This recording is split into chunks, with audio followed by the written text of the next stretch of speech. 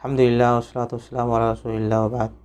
ایک مختصر مگر نہایت ہی اہم اور ضروری تنبیہ دیکھیں۔ اللہ کے نبی علیہ السلام نے بڑی وضاحت کے ساتھ اس جانب ہمیں توجہ دلائی ہے، جیسا کہ صحیح بخاری و مسلم کی حدیث ہے۔ آپ نے ارشاد فرمایا کہ اذا انفق الرجل علی اہلہ، جب ایک مسلم بندہ اپنے گھر والوں پر خرچ کرتا ہے، اپنے گھر والوں کے کھانے پینے کی چیزیں مہیا کرتا ہے، ان کی حاجات، ان کی ضروریات کو پورا کرتا ہے، ان کے لیے چیزیں خرید کر کے ادھر ادھر سے لے کر کے آتا ہے، تو اس میں ایک پوائنٹ ہے کیا؟ وَهُوَ يَحْتَسِبُهَا، وہ جو پوری محنت کر رہا ہے گھر والوں کے لیے پیسے خرچ کر رہا ہے، سامان لا رہا ہے، چیزیں لا رہا ہے، محنت کر رہا ہے تاکہ ان کی حاجتیں، ان کی ضرورتیں پوری ہوں گھر والوں کی۔ کیا اس کی نیت؟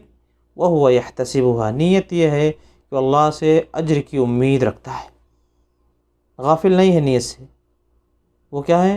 ساری جو محنت کر رہا ہے اس کے اندر سے اس کی نیت ہے کہ وہ اللہ سے اجر کی امید رکھ رہا ہے، کہ رب العالمین نے اس کو ایک ذمہ داری دی ہے کہ گھر والوں کا اسے خیال رکھنا ہے، ان کی ضروریات کو پورا کرنا ہے، اس کی ذمہ داری ہے، اس کے اوپر واجب ہے۔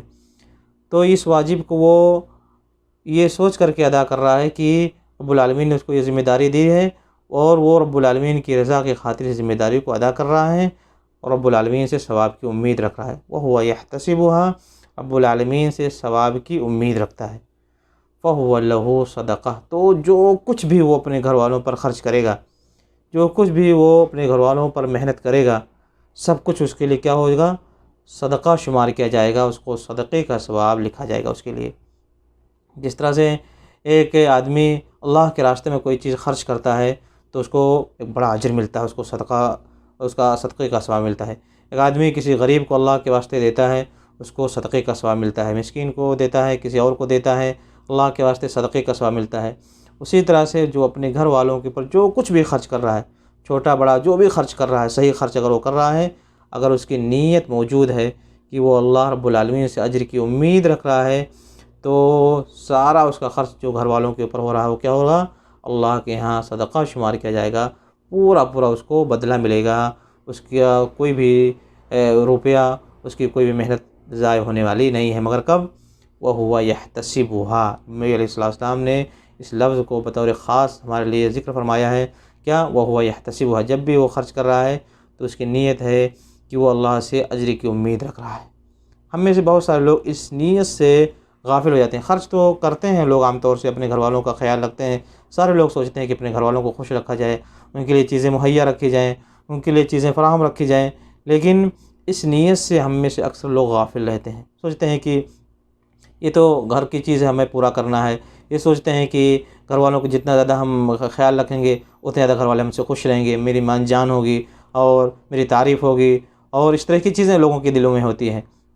تو اگر اس طرح کی کوئی بھی چیز ہے تو اس کا واجب تو ادا ہو گیا، لیکن اس کو یہ جو صدقے کا ثواب ملنے والا تھا وہ سب چلا جائے گا۔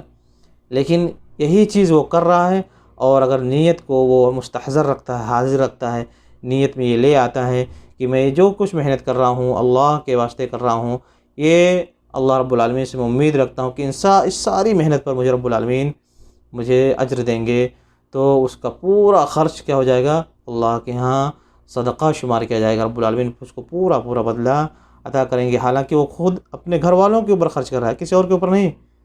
اس کی اپنی ذمہ داری جو گھر والوں کے اوپر تھی وہی ادا کر رہا ہے، مگر اس کو رب العالمین صدقے کا ثواب عطا فرمائیں گے، اللہ رب العالمین کے یہاں صدقہ شمار کیا جائے گا۔ تو میرے بھائیوں، اس پوائنٹ کو ہم دھیان میں رکھیں ہمیشہ، جب بھی اپنے گھر والوں کے لیے ہم کوئی بھی چیز، چھوٹی بڑی کوئی بھی چیز لائیں، خریدیں، پوری کریں، تو یہ نیت مستحضر رکھیں، یہ نیت اپنے دل میں لے آیا کریں، کیا کہ ہم اس کے ذریعے سے رب العالمین سے ثواب کی امید رکھتے ہیں۔